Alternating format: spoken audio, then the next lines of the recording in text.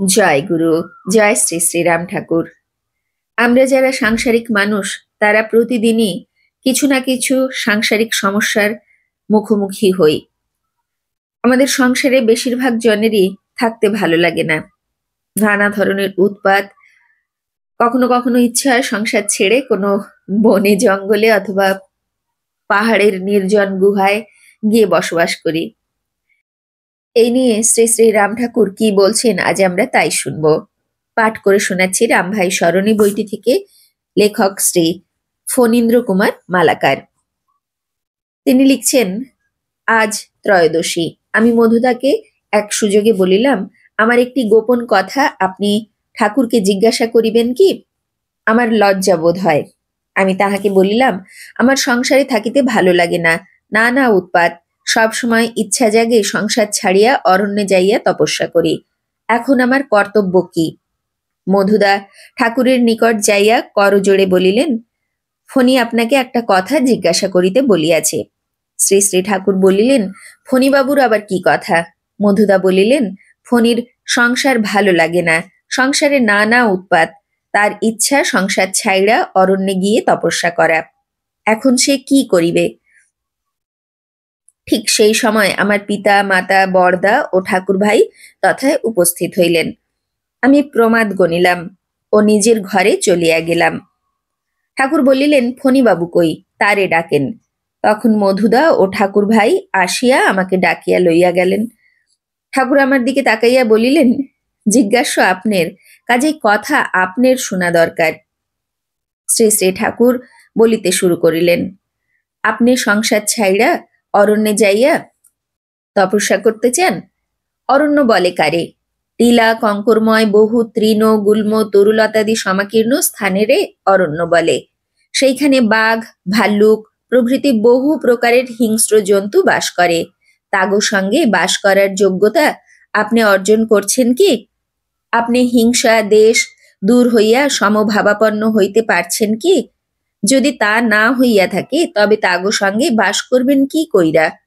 আপনার হিংসা তাগো হিংসা আকর্ষণ কইরা আনব। তপস্যা করার উপযুক্ত স্থান সংসার অরণ্য। বহু তরুলতা জন্তু জানোয়ার সমাবেশে যেমন অরণ্য হয়, তেমনি বহু জনের সমাবেশে সংসার অরণ্য হয়। এই সংসার অরণ্যে আপনি আপনার পিতা মাতা ভ্রাতা ভগ্নী স্ত্রী পুত্র পরিজন আত্মীয় স্বজন আড়া পাড়া প্রতিবেশী গ্রামবাসী দেশবাসীর সঙ্গ লাভ করছেন।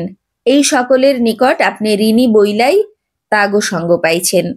তা না হইলে আপনি পৃথিবীর অন্য স্থানেও জন্ম নিতে পারতেন, কিন্তু তা হয় নাই, যেহেতু আপনি অন্যত্র ঋণী নন। আপনি এগো নিকট ঋণী বইলাই এগো ঋণ শোধ করবার জন্য এগো সঙ্গ লাভ হইছে। এগো ঋণ যে কোনো সময় যে কোনো কালেই হোক আপনার শোধ করতে হইব, এই ভিন্ন গতি নাই। ন ভুংতে ক্ষিয়তে কর্ম কল্পকোটি শতৈরপি। এগো প্রাপ্য, এরা যে যেভাবে পারে সে সেইভাবে কোটিকল্প পরে হইলেও আপনার নিকট থাইকা কড়ায় গন্ডায় আদায় কইরা নিব।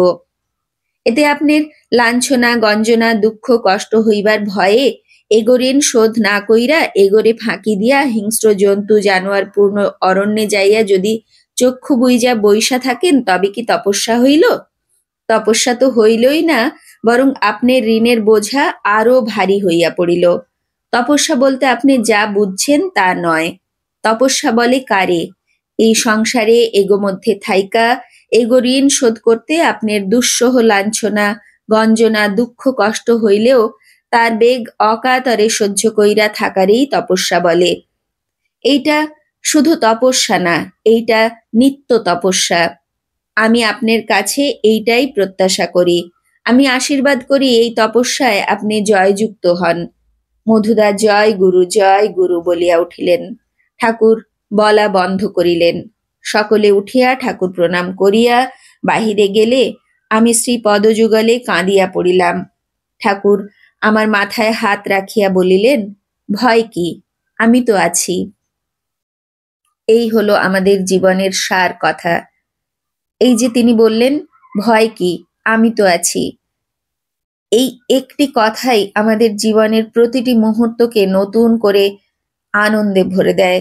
যতই যাই দুঃখ কষ্ট আসুক না কেন, যতই যাই হয়ে যাক না কেন, সবকিছুতেই সব সময় এই একটা কথাই ভেতরে যদি জেগে থাকে আমাদের, যে ভয় কি, তিনি তো আছেন। শ্রী গুরুদেব হোক, আমার ইষ্টদেব হোক, তিনি সব সময় রয়েছেন আমাদের সাথে, তিনি সব কিছু দেখছেন, আমার ভালো মন্দ সমস্ত কর্ম তিনি দেখছেন।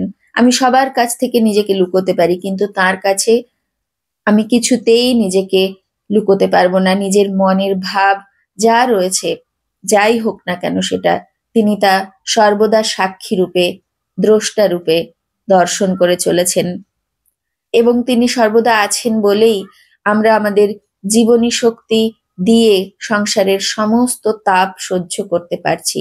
তিনি যেন কোলে বসিয়ে আমাদের সেই সংসারের তাপ থেকে আড়াল করে রাখেন। আমাদের প্রত্যেকের জীবনেই কিছু না কিছু লড়াই থাকে, আর জীবনের সেই লড়াইয়ের মুহূর্তগুলো আমরা যখন পেরিয়ে আসার পরে পেছন ফিরে দেখি, তখন মনে হয় সত্যিই তিনি যদি সাথে না থাকতেন, তবে আমার কি সাধ্যে সেই লড়াইয়ের সময়টা আমি লড়াই করে পেরিয়ে আসতে পারি। তিনি ছিলেন বলেই এটা সম্ভব হয়েছে। যখন কষ্ট হয় আমরা খুব কাঁদি, খুব তাকে হয়তো কখনো কখনো দোষারোপ করে ফেলি, কিন্তু এসব তো আমাদেরই কর্ম, আমাদেরই ঋণ আমরা শোধ করে চলেছি। প্রত্যেকের কাছে যার কাছে যা ঋণ ছিল তাই শোধ করতেই তো এই পৃথিবীতে আসা। যে আমাকে কাঁদিয়েছে সেটাও তার ঋণ ছিল আমার উপরে, সেই জন্যই সে আমাকে কাঁদিয়েছে। সেটা আমি শোধ করলাম আমার চোখের জল দিয়ে। আগে হয়তো কখনো তার চোখে জল এসেছিল আমার জন্যে, সেই ঋণ আজ শোধ হয়ে গেল। তাই তাঁর কাছে সর্বদা এটাই প্রার্থনা করি, তিনি শ্রী গুরুদেব রূপে, ইষ্ট রূপে আমাদের হাত ধরে সংসারের এই কর্মবন্ধন কাটিয়ে দিয়ে আমাদের তাঁর শ্রীচরণের পথে এগিয়ে নিয়ে চলুন। তিনি সর্বদা আমাদের হাতটি শক্ত করে যেন ধরে রাখেন, এই প্রার্থনাই করি তাঁর শ্রীচরণ তলে। আজ এই পর্যন্তই। জয় গুরু, গুরু কৃপা হি কেবলম। জয় শ্রী শ্রী রাম ঠাকুর, জয় গুরু।